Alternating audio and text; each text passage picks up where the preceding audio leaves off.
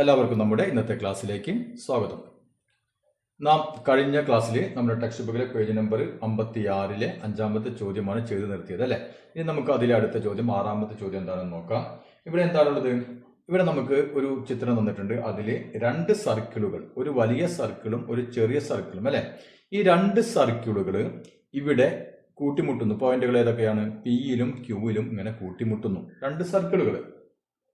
പിന്നെയോ ഈ രണ്ട് പോയിന്റുകൾക്കിടയിലൂടെ നോക്കിയ രണ്ട് വരകളുണ്ട് അല്ലെ.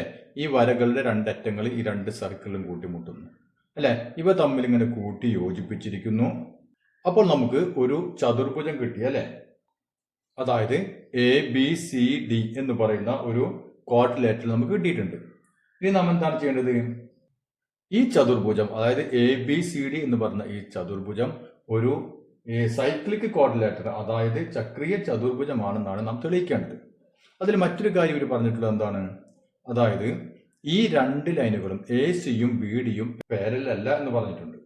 പിന്നെയോ ഈ AC-ക്കും BD-ക്കും ഒരേ നീളങ്ങളാണെങ്കിൽ, അതാണ് പ്രത്യേകം പറഞ്ഞിട്ടുള്ളത്, AC-ക്കും BD-ക്കും ഒരേ നീളമാണെങ്കിൽ ഇത് ഒരു ചക്രീയ ചതുർഭുജമാകും. ABCD എന്ന് പറയുന്നത് ഒരു സൈക്ലിക് ക്വാഡ്രിലേറ്റർ ആവും എന്നാണ് നാം പ്രൂവ് ചെയ്യേണ്ടത്. അപ്പൊ ചോദ്യം ക്ലിയർ ആയല്ലോ. നമുക്കറിയാം ഒരു ക്വാഡ്രിലേറ്റർ അത് സൈക്ലിക് ആവണമെങ്കിൽ എന്ത് വേണം? അതിന്റെ ഓപ്പോസിറ്റ് ആംഗിളുകൾ കൂടി കൂട്ടിക്കഴിഞ്ഞാൽ 180 ഡിഗ്രി കിട്ടണം അല്ലെ. അപ്പൊ നമുക്ക് ഇതിന്റെ ഈ ABDC എന്ന് പറയുന്ന ഈ ക്വാഡ്രിലേറ്ററിന്റെ ഓപ്പോസിറ്റ് ആംഗിളുകൾ കൂട്ടിക്കഴിഞ്ഞാൽ 180 കിട്ടും എന്ന് നമുക്ക് പ്രൂവ് ചെയ്യാൻ കഴിയുകയാണെങ്കിൽ നമുക്ക് എന്ത് പറയാം? ഇതൊരു സൈക്ലിക് ക്വാഡ്രിലേറ്റർ ആണെന്ന് പറയാം അല്ലെ. അപ്പൊ അതിന് നമ്മൾ എന്ത് വേണം നോക്കിയേ? ആദ്യം നമുക്ക് നോക്കിയാൽ ഇതൊരു വലിയ ഒരു ക്വാഡ്രിലേറ്ററൽ ആണ് അല്ലെ, ABCD എന്ന് പറയുന്നത്. നമുക്ക് നോക്കിയാൽ ഇത് ഒരു ചെറിയ സർക്കിൾ, ഇവിടെ ഒരു വലിയ സർക്കിൾ അല്ലെ. അപ്പൊ നമുക്ക് ഈ Pയും Qവും കൂടി യോജിപ്പിച്ചാൽ എന്ത് സംഭവിക്കുന്നു നോക്കിയാൽ? ഈ Pയും Qവും കൂടി ഞാൻ ഇങ്ങനെ യോജിപ്പിക്കുകയാണ്. അപ്പൊ എന്താണ് സംഭവിക്കുക നോക്കിയാൽ? അപ്പൊ നമുക്കിവിടെ രണ്ട് ക്വാഡ്രിലേറ്ററൽ കിട്ടി അല്ലെ. അതായത് ABQP എന്ന് പറയുന്ന ഈ വലിയ സർക്കിളിൽ ഒരു ചക്രീയ ചതുർഭുജം ഉണ്ടാകുന്നു. അതുപോലെ തന്നെ നമ്മുടെ ചെറിയ സർക്കിളിൽ എന്തൊക്കെയാ PQDC എന്ന് പറയുന്ന ഒരു സൈക്ലിക് ക്വാഡ്രിലേറ്റർ വരുന്നു അല്ലെ. അപ്പൊ നമുക്കിവിടെ രണ്ട് സൈക്ലിക് ക്വാഡ്രിലേറ്റർ കിട്ടി. ഒന്ന് ഈ വലിയ സർക്കിളിൽ, മറ്റേതോ ഈ ചെറിയ സർക്കിളിൽ അല്ലെ. ഇനി നമുക്ക് എന്ത് വേണം? നമുക്ക് വേണ്ടത് ഈ ആംഗിളും ഈ ആംഗിളും, അതല്ലെങ്കിൽ ഈ ആംഗിളും ഈ ആംഗിളും അല്ലെ. ഇതുകൂടി കൂട്ടിക്കഴിഞ്ഞാൽ 180 ഡിഗ്രി ആണെന്നാണ് നാം തെളിയിച്ചു വരേണ്ടത്. അതിന്റെ ആദ്യ പടിയായിട്ടാണ് നാം Pയും Qവും കൂടി യോജിപ്പിച്ചു. അപ്പൊ നമുക്ക് രണ്ട് സൈക്ലിക് ക്വാഡ്രിലേറ്ററുകൾ കിട്ടി. ഇനി നമുക്ക് നോക്കിയാൽ ഈ വലിയ സർക്കിളിന്റെ, അതായത് ABQP എന്ന് പറയുന്ന ഒരു ക്വാഡ്രിലേറ്റർ ഉണ്ട് അല്ലെ. അതായത് അതിലൊരു ചക്രീയ ചതുർഭുജം ഉണ്ട്. അപ്പൊ അതിൽ ഇപ്പൊ ആംഗിൾ എയുടെ അളവ് നമുക്ക് X ഡിഗ്രി ആണെന്ന് വിചാരിക്കാം. അതായത് ഇപ്പൊ നമുക്ക് let angle A is equal to X degree. ഇത് X ഡിഗ്രി ആണെങ്കിൽ നമുക്ക് വേറെ ഏത് ആംഗിളാണ് കണ്ടുപിടിക്കാൻ പറ്റുക? നമുക്കറിയാം ഇത് X ആണെങ്കിൽ ഇതെന്തായിരിക്കും? ഇത് സൈക്ലിക് ക്വാഡ്രിലേറ്റർ ആണ് അല്ലെ. 4 മൂലകളും ഈ സർക്കിളിൽ ടച്ച് ചെയ്യുന്നുണ്ട്. അതുകൊണ്ട് ഈ ആംഗിൾ എത്രയായിരിക്കും? 180യിൽ നിന്ന് X കുറച്ചാൽ ഈ ആംഗിൾ കിട്ടും അല്ലെ. അതല്ലാതെ നമുക്ക് ഈ ക്വാഡ്രിലേറ്ററിലെ ഏതെങ്കിലും ആംഗിൾ ഒറ്റയടിക്ക് കണ്ടുപിടിക്കാൻ പറ്റുമോ? കഴിഞ്ഞ ക്ലാസ്സിൽ പഠിച്ചിട്ടുണ്ടായിരുന്നു അല്ലെ. അതായത് ഇപ്പൊ ഒരു ചക്രീയ ചതുർഭുജം,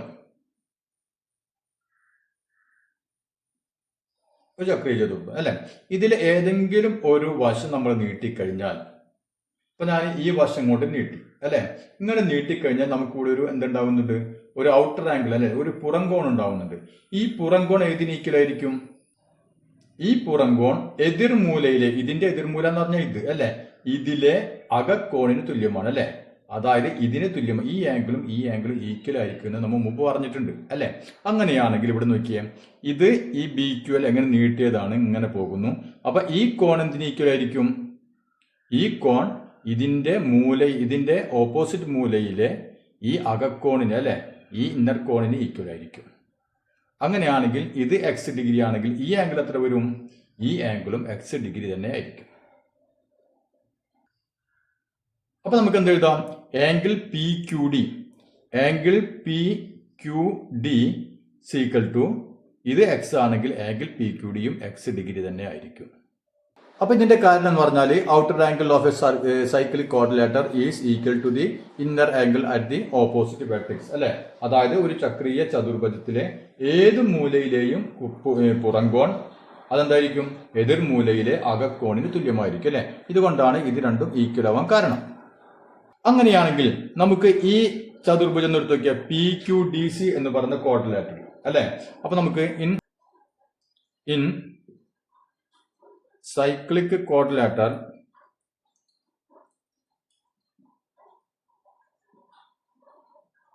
ഏത് PQDCയിൽ നമുക്ക് ഈ ആംഗിൾ നമുക്ക് കിട്ടും അല്ലെ.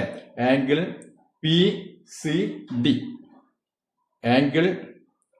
PCD ഇസക്കിട്ട് എത്ര വരും? ഈ ആംഗിൾ എത്ര വരും? ഇത് എക്സ് ഡിഗ്രി ആയതുകൊണ്ട് ഇത് നമുക്കൊരു സൈക്ലിക് ക്വാഡ്രിലാറ്റർ ആണ് അല്ലെ. അപ്പൊ ഇത് എക്സ് ഡിഗ്രി ആയതുകൊണ്ട് ഇത് എത്ര വരും? ഇത് 180 മൈനസ് എക്സ് അല്ലെ. 180 മൈനസ് എക്സ് ഡിഗ്രി. അപ്പൊ ഇത് നമുക്ക് കിട്ടി 180 മൈനസ് എക്സ്. ഇവിടത്തെ ആംഗിൾ കിട്ടിയല്ലേ, ഈ ആംഗിൾ കിട്ടിയ എക്സ് ഡിഗ്രി, ഇത് നമുക്ക് കിട്ടിയ 180 മൈനസ് എക്സ് ഡിഗ്രി. പക്ഷെ ഇതുകൊണ്ട് കാര്യമില്ല അല്ലെ. നമുക്കറിയാം ഇത് നമുക്ക് മൂലകളിലെ ആംഗിൾ കിട്ടാൻ നമുക്ക് അത് വെച്ചിട്ട് നമുക്കിത് തെളിയിക്കാൻ പറ്റും. പക്ഷെ ഇവിടെ നോക്കിയാൽ ഈ ആംഗിളാണ് കിട്ടിയിട്ടുള്ളത്. അപ്പൊ നമ്മൾ ഇത് വെച്ചിട്ട് എന്തെങ്കിലും ചെയ്യാൻ പറ്റുമെന്ന് നോക്കിയാൽ, അതായത് ഇവിടെ നോക്കിയാൽ ഈ രണ്ട് ലൈന് അല്ലെ, ഇതിങ്ങനെ ഒരു ലൈൻ ഇങ്ങനെ കട്ട് ചെയ്യുന്നു. അതിന്റെ ഒരു ആംഗിൾ എക്സ് ഡിഗ്രി, മറ്റൊരു ആംഗിൾ 180 മൈനസ് എക്സ്. അതായത് രണ്ട് ലൈന് അല്ലെ. അപ്പൊ രണ്ട് ലൈന് ഇങ്ങനെ ഒരു ലൈൻ അല്ലെ. നമുക്കിതിൽ ഈ ആംഗിൾ കിട്ടി, ഈ ആംഗിൾ കിട്ടി അല്ലെ. ഈ ആംഗിൾ ഇപ്പൊ നമ്മൾ ഈ രണ്ട് ലൈനാണ് ഇവിടെ വരച്ചിട്ടുള്ളത്. പിന്നെ ഇങ്ങനൊരു AC എന്ന് പറയുന്ന ലൈൻ. അപ്പൊ നമുക്ക് ഈ ആംഗിളും കിട്ടി, ഈ ആംഗിളും കിട്ടി അല്ലെ. അതായത് ഈ ആംഗിളും കിട്ടി, ഈ ആംഗിളും കിട്ടി. ഇവിടെ നമുക്ക് നോക്കിയാൽ ഇത് എക്സ് ഡിഗ്രി ആണ്, ഇത് 180 മൈനസ് എക്സ് ആണ്.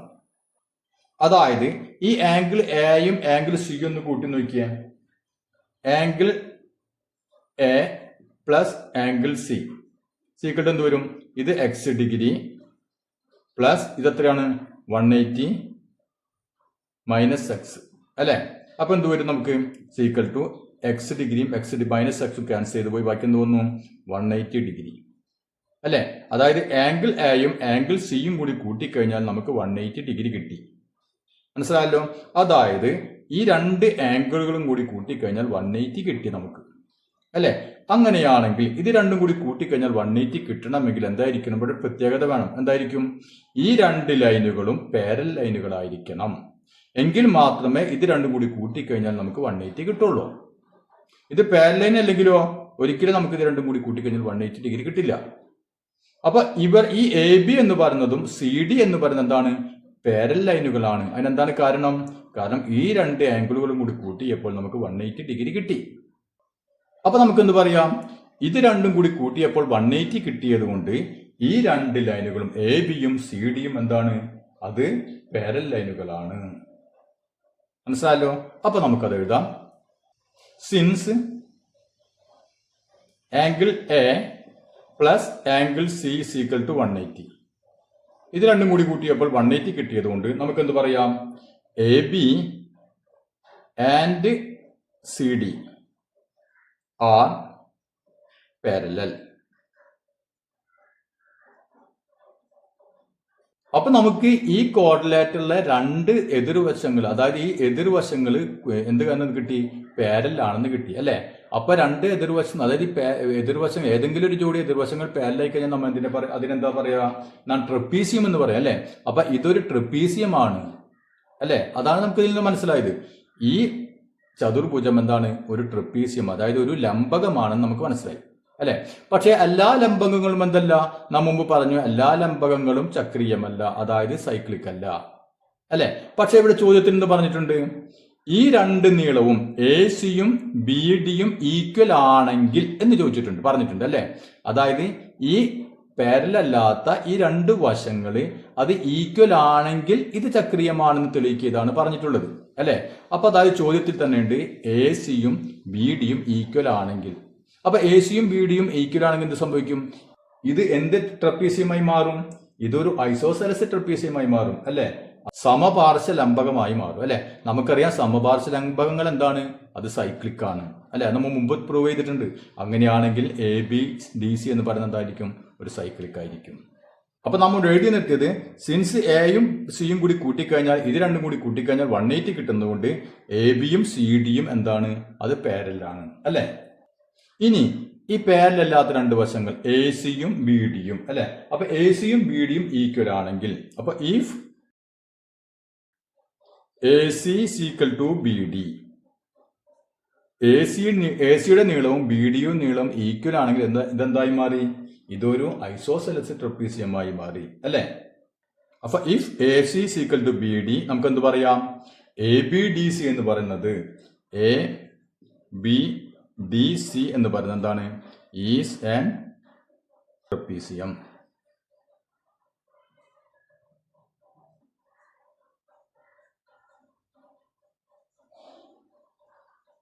അതായത് എ ബി സി ഡി എന്ന് പറയുന്നത് എന്താണ്? ഒരു സമപാർശ്വലംബകമാണ്. നമുക്കറിയാം സമപാർശ്വലംബകങ്ങൾ എന്താണ്? അത് ചക്രീയമാണ്. അതെന്താണ്? അത് സൈക്ലിക് ആണ്. മനസ്സിലായല്ലോ? അപ്പൊ ഇതിന്റെ അടിയിൽ എഴുതാം എന്തെന്ന്? ഐസോസെൽസ് ട്രപ്പീസിയം ആർ സൈക്ലിക് അല്ലെ. നമ്മൾ ഓൾറെഡി പ്രൂവ് ചെയ്തതാണ്. Isosceles trapezium are cyclic. So quadrilateral A B D C is cyclic. അപ്പൊ അത് മനസ്സിലായല്ലോ? ഓക്കെ, ഇനി നമുക്കതിൽ ഒരു സബ് ക്വസ്റ്റ്യൻ ഉണ്ട്, അത് നമുക്കൊന്ന് ചെയ്തു നോക്കാം. അപ്പൊ ഇതാണ് നമ്മുടെ അതിലെ സബ് ക്വസ്റ്റ്യൻ അല്ലെ. ഇവിടെ നോക്കിയാൽ നമുക്ക് രണ്ട് സർക്കിൾ, ഒരു വലിയ സർക്കിളും ഒരു ചെറിയ സർക്കിളും അല്ലെ. അപ്പൊ ഈ രണ്ട് ചെറിയ സർക്കിളുകൾ, ഈ നടുവിൽ ഒരു സർക്കിൾ ഉണ്ട് അല്ലെ. ആ സർക്കിളിനെ കട്ട് ചെയ്ത്, അതായത് അതിനെ മുറിച്ച് കിടക്കുന്ന പോയിന്റുകൾ ഏതൊക്കെയാണ്? പി, ആർ, ക്യു, എസ് അല്ലെ. ഈ നടുവിലെ സർക്കിളിനെ ഈ രണ്ട് സർക്കിളുകൾ കട്ട് ചെയ്യുന്ന പോയിന്റുകളാണ് ഇത് അല്ലെ. അപ്പൊ ഇത് തമ്മിൽ കൂട്ടി യോജിപ്പിച്ച് നമുക്ക് നോക്കി നേരത്തെ പറഞ്ഞ പോലെ തന്നെ ഇങ്ങനെ ഒരു ലൈൻ, ഇത് മറ്റൊരു ലൈൻ അല്ലെ. അപ്പൊ ഇവയെല്ലാം യോജിപ്പിച്ചപ്പോൾ എന്ത് കിട്ടി നമുക്ക്? എ ബി ഡി സി എന്ന് പറയുന്ന ഒരു ക്വാഡ്രിലാറ്റർ കിട്ടിയിട്ടുണ്ട് അല്ലെ. ഒരു ചതുർഭുജം കിട്ടിയിട്ടുണ്ട്. ഈ ചതുർഭുജം എന്താണെന്ന് നമ്മൾ തെളിയിക്കണം? സൈക്ലിക് ആണെന്ന് നമ്മൾ തെളിയിക്കണം. അതായത് ചക്രീയമാണെന്ന് നമ്മൾ തെളിയിക്കണം. മനസ്സിലായല്ലോ? അപ്പൊ നമ്മൾ നേരത്തെ ചെയ്ത പോലെ തന്നെ ഇപ്പൊ ഇതിങ്ങനെ കൂട്ടി യോജിപ്പിച്ച് കഴിഞ്ഞാൽ നമുക്ക് എന്ത് കിട്ടും? 3 ക്വാഡ്രിലാറ്റർ കിട്ടി അല്ലെ. അതായത് 3 ചതുർഭുജങ്ങൾ കിട്ടി. ഒന്ന് ഈ സർക്കിളിൽ ഒരു ചതുർഭുജം എ ബി ക്യു പി എന്ന് പറയുന്നത്, അടുത്തത് ഈ സർക്കിളിൽ ഒരു ചക്രീയ ചതുർഭുജം പി ക്യു എസ് ആർ എന്ന് പറയുന്നത്, അടുത്ത് നമ്മുടെ ചെറിയ സർക്കിളിൽ ഒരു ചതുർഭുജം അല്ലെ, ഒരു ക്വാഡ്രിലാറ്റർ കിട്ടുന്നുണ്ട്. ഏതാണ്? ആർ എസ് ഡി സി എന്ന് പറയുന്നത് അല്ലെ. അപ്പൊ നമുക്കറിയാം ഈ 3 ചതുർഭുജങ്ങൾ എന്താണ്? ചക്രീയ ചതുർഭുജങ്ങളാണ്, സൈക്ലിക് ക്വാഡ്രിലാറ്റർ ആണ്. എന്താണ് കാരണം? ഈ 3 എന്ത് മുട്ടുന്നുണ്ട്? ഈ മൂലകൾ എവിടെ മുട്ടുന്നുണ്ട്? ഈ സർക്കിളിൽ മുട്ടുന്നുണ്ട് അല്ലെ. അത് നമുക്കറിയാം. പക്ഷെ എന്താണ് നമ്മൾ പ്രൂവ് ചെയ്യേണ്ടത്? ഈ വലുത്, അതായത് എ ബി ഡി സി എന്ന് പറഞ്ഞ ഈ വലിയ ചതുർഭുജം എന്താണ് നമ്മൾ തെളിയിക്കണം? അത് ഒരു സൈക്ലിക് ക്വാഡ്രിലാറ്റർ ആണെന്ന് നമ്മൾ തെളിയിക്കണം. അപ്പൊ നമുക്ക് ഇവിടെയും എന്ത് ചെയ്യാം? നമുക്ക് ആദ്യത്തെ ഈ വലിയ സർക്കിളിലെ ഈ ക്വാഡ്രിലാറ്റർ എടുത്തു, എ ബി ക്യു പി എന്ന് പറഞ്ഞ അല്ലെ. അതിന് നമുക്ക് ഈ ആംഗിൾ ഇവിടെ നമ്മൾ സ്റ്റാർട്ട് ചെയ്യാൻ പോകുന്നു. ഈ ആംഗിൾ നമുക്ക് എന്താന്ന് വിചാരിക്കാം? എക്സ് ഡിഗ്രി ആണെന്ന് വിചാരിക്കാം. അപ്പൊ ഈ ആംഗിൾ എക്സ് ഡിഗ്രി. ഓക്കെ, അങ്ങനെയാണെങ്കിൽ നാം നേരത്തെ ചെയ്ത അതേപോലെ തന്നെ നമുക്ക് എന്ത് പറയാം? ഈ ആംഗിളും അല്ലെ എത്രയായിരിക്കും? എക്സ് ഡിഗ്രി തന്നെ ആയിരിക്കും. അപ്പൊ നമുക്ക് ആദ്യം let angle A is equal to X degree അല്ലെ. അപ്പൊ ആംഗിൾ എ എക്സ് ഡിഗ്രി ആണെന്ന് വിചാരിക്കുക. അങ്ങനെയാണെങ്കിൽ angle P Q S, angle P Q S എത്രയായിരിക്കും? അതും എക്സ് ഡിഗ്രി തന്നെ ആയിരിക്കും. അതിനെന്താണ് റീസൺ? നാം നേരത്തെ എഴുതിയിട്ടുണ്ട് റീസൺ അല്ലെ. അതായത് ഒരു ചക്രീയ ചതുർഭുജങ്ങളെ ഏത് മൂലയിലെയും പുറംകോണ് എതിർമൂലയിലെ അകക്കോണിന് തുല്യമായിരിക്കും അല്ലെ. അതായത് outer angle of a cyclic quadrilateral is equal to the inner angle at the opposite vertex അല്ലെ. നമ്മൾ കഴിഞ്ഞ ചോദ്യത്തിൽ എഴുതിയിട്ടുണ്ട്. അതേ റീസൺ കൊണ്ട് തന്നെ നമുക്ക് എന്ത് പറയാം? ഈ ആംഗിൾ പി ക്യു എസും ഈ ആംഗിൾ തന്നെയായിരിക്കും, എക്സ് ഡിഗ്രി തന്നെ ആയിരിക്കും. മനസ്സിലായല്ലോ? അപ്പൊ നമുക്ക് നോക്കിയാൽ ഇനി ഇതെടുക്കാം. ഈ പി ക്യു എസ് ആർ എന്ന് പറയുന്ന ഈ സൈക്ലിക് ക്വാഡ്രിലാറ്റർ എടുക്കാം. അതിന്റെ ഈ ആംഗിൾ എക്സ് ആണെന്ന് കിട്ടി അല്ലെ. ഇനി നമുക്ക് നോക്കിയാൽ ഈ ആംഗിൾ എത്ര ആയിരിക്കും? അപ്പോ നമുക്കറിയാം ഈ സൈക്ലിക് ക്വാഡ്രിലാറ്ററിന്റെ എന്താണ് ഈ ആംഗിൾ? ഒരു മൂലയിലെ പുറംകോണാണ് അല്ലെ. അതായത് ഇതിന്റെ ഒരു വശങ്ങൾ നീട്ടിയപ്പോൾ ഉണ്ടാവുന്ന ആംഗിൾ ആണ് ഇത് അല്ലെ. അപ്പൊ ഇത് എന്തിനു തുല്യായിരിക്കും? ഈ ആംഗിൾ എന്തിനു തുല്യായിരിക്കും? ഇതിന്റെ നാം നേരത്തെ പറഞ്ഞ പോലെ തന്നെ ഇതിന്റെ ഈ ചതുർഭുജത്തിലെ എന്തിനു തുല്യായിരിക്കും? ഇതിന്റെ എതിർ മൂലയിലെ അല്ലെ, അപ്പൊ ഈ മൂലയിലെ ഈ കോണിന് തുല്യമായിരിക്കും ഇതിന്റെ ഈ പുറം കോൺ. മനസ്സിലായ? ഔട്ടർ ആംഗിൾ നമ്മൾ ഇവിടെ പറഞ്ഞ അതേ കാര്യങ്ങൾ തന്നെ. ഇവിടെ എക്സ് ആണെങ്കിൽ ഇതിന്റെ ഈ മൂലയിലെ ഈ ഔട്ടർ കോൺ അല്ലെ അതിന് ഈക്വൽ ആണ് ഇത് എന്ന് പറഞ്ഞു. അതേപോലെ തന്നെ ഈ ക്വാഡ്രിലേറ്ററിന്റെ ഒരു വശം നീട്ടിയപ്പോൾ ഉണ്ടാവുന്ന കോണാണിത് അല്ലെ. അപ്പൊ ഇതെന്തിന് ഈക്വൽ ആയിരിക്കും? ഇതിന്റെ ഓപ്പോസിറ്റ് മൂല, അതായത് ഇതിന്റെ കോൺ എത്രയാണോ അതിന് തുല്യമായിരിക്കും ഇതിന്റെ ഔട്ടർ കോൺ അല്ലെ. അതായത് ഇത് എക്സ് ഡിഗ്രി ആണെങ്കിൽ ഇത് എത്രയായിരിക്കും? ഇതും നമുക്ക് കിട്ടി എക്സ് ഡിഗ്രി. അപ്പൊ നമുക്ക് എഴുതാം ആംഗിൾ, ഏതാംഗിള്? ആംഗിൾ എസ് ആർ സി അല്ലെ. Angle S R C equal to X degree. അപ്പൊ ഇതിന്റെ ഒക്കെ റീസൺ എന്താണ്? നാം മുമ്പ് പറഞ്ഞിട്ടുള്ള റീസൺ അല്ലെ. ആ റീസൺ തന്നെ ഇവിടെ എഴുതി വെക്കാം. മനസ്സിലായല്ലോ? അതായത് എന്താണ് reason? Outer angle of a cyclic quadrilateral is equal to the inner angle at the opposite vertex അല്ലെ. അതായത് ഒരു ചക്രീയ ചതുർഭുജത്തിലെ ഏത് മൂലയിലെയും ഔട്ടർ ആംഗിൾ പുറം കോൺ എതിർ മൂലയിലെ അകക്കോണിന് അല്ലെ ഇന്നർ ആംഗിളിന് തുല്യമായിരിക്കും. അതാണ് റീസൺ ഇതിന്റെ. അപ്പൊ നമുക്ക് ഈ ആംഗിൾ എക്സ് ഡിഗ്രി ആണ് കിട്ടി. അങ്ങനെയാണെങ്കിൽ ഈ സൈക്ലിക് ക്വാഡ്രിലേറ്റർ, നമുക്ക് ചെറിയ സൈക്ലിക് ക്വാഡ്രിലേറ്റർ അതിൽ ഈ ഡി എത്രയായിരിക്കും? ഡി നമുക്കറിയാം, ഇത് എക്സ് ഡിഗ്രി ആണെങ്കിൽ ഇത് എത്രയായിരിക്കും? 180 മൈനസ് എക്സ് ആയിരിക്കും അല്ലെ. 180 മൈനസ് എക്സ്. കാരണം എന്താ?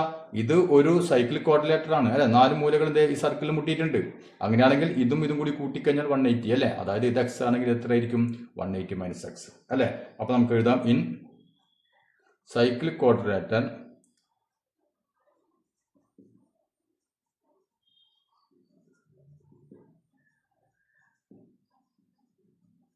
RSDC RSDCയില് ആംഗിൾ ഡി എത്ര വരും? ആംഗിൾ ഡി ഈക്വൽ ടു, ഇത് എക്സ് ആണെങ്കിൽ ഇത് 180 മൈനസ് എക്സ് അല്ലെ. 180 മൈനസ് എക്സ് ഡിഗ്രി. അപ്പൊ നമ്മൾ ഇവിടെ നിന്ന് എക്സ് ഇട്ട് തുടങ്ങിയിട്ട് നമ്മൾ ഇത് കഴിഞ്ഞപ്പോൾ ഇതും ഈക്വൽ ആണെന്ന് പറഞ്ഞു. ഇവിടെ നിന്ന് നമ്മൾ ഇതും ഈക്വൽ ആണെന്ന് പറഞ്ഞു. അപ്പൊ ഇത് കിട്ടിയപ്പോൾ നമുക്ക് എന്തായി? ഇതിന്റെ ഓപ്പോസിറ്റ് ആംഗിൾ നമ്മൾ കണ്ടുപിടിച്ചു 180 മൈനസ് എക്സ് അല്ലെ. ഇപ്പൊ നമ്മളോട് ചോദിച്ചിട്ടുള്ള ABDC എന്ന് പറഞ്ഞ ഈ വലിയ ചതുർഭുജത്തിന്റെ ഈ മൂലയിലെ ആംഗിൾ നമുക്ക് കിട്ടി എക്സ് ഡിഗ്രി, ഇത് നമുക്ക് കിട്ടി 180 മൈനസ് എക്സ് അല്ലെ. അപ്പൊ രണ്ട് മൂലയിലെയും ആംഗിളുകൾ നമുക്ക് കിട്ടി. ഇനി ആംഗിളുകൾ ഒന്ന് കൂട്ടി നോക്കിയേ. Angle A plus angle D എന്ത് വരും? ആംഗിൾ എ നമ്മൾ എന്താ പറഞ്ഞിട്ടുണ്ട്? എക്സ് ഡിഗ്രി ആണെങ്കിൽ അല്ലെ. അപ്പൊ എക്സ് പ്ലസ് ആംഗിൾ ഡി എത്രയാണ്? 180 മൈനസ് എക്സ് ഡിഗ്രി ആണല്ലോ. ഇനി ഇവിടെയൊക്കെ എക്സ് ഡിഗ്രി, ഇവിടെ മൈനസ് എക്സ് ഡിഗ്രി, രണ്ടും നമുക്ക് ക്യാൻസൽ ചെയ്ത് കളയാലോ. ക്യാൻസൽ ചെയ്ത് കളഞ്ഞു. ബാക്കി എന്ത് വരുന്നു?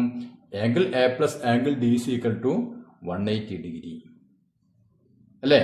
അതായത് ഈ ക്വാഡ്രിലേറ്ററിലെ ഈ രണ്ട് മൂലകളിലെ ആംഗിൾ നമ്മൾ കൂട്ടിയപ്പോൾ നമുക്ക് എന്ത് കിട്ടി?